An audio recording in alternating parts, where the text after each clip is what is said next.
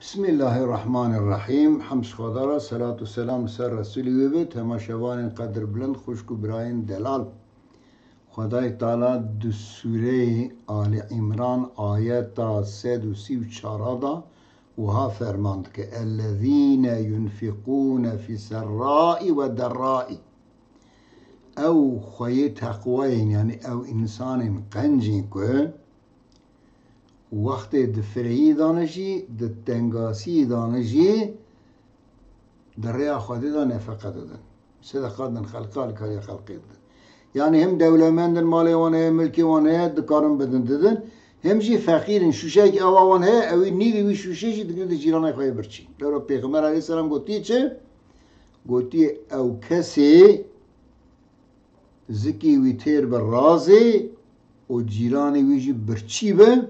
او نج امتا منه. پیغمبر علیه السلام صاوتی او نجمه هاوی چاخی ده زنگینی دا دولمندی دا تنینا ده فقیری دا جگره مرف هنه که جی نفس خواه فداکاری بکر فقیر و فقرا برحمه. والکاظمین الغیظ او کسین که وقتی هرس دبن او هرس خواه خدا دگرن او هرس خواه سری کسی دا ناتقینن. والعافین عن الناس اوین که قصور خلقی عفو کن، خطای خلقی عفو کن. نه کلمه که جراد یکلی حقارت اکید که هما برسوا ویناده هما پیرا شهر ناکه دگره دوی متجمونا خواهده عفو کر بساد بشه. و یا قنجایی والله يحب المحسنین خواهده جی انسان قنج حزد کن. او کسین دولمندی و د فقیری خدا د فرهی و تنگاسی خدا نفقات ده علیکاری خلقی ده که لهر سخواه غضب خواه دبا خواهی سر خلقی دا پرچه ناکل خلقی ظلم ناکل عادس ناکل و خطای خلقی جیران خواه دوست و حوالی خواه اقربای خواه مالبات خواه خطای وانشی عفو ده که اوانا را جیراتی گوتن انسان قنج خدای تعالی جی جوان انسان قنج هست که اگو تنگاسی دا جاره کی دویجه ده شره کی دا صحابی که کرام دویجه دوی گره آپی من دوی بریندار و اچم جم دویجه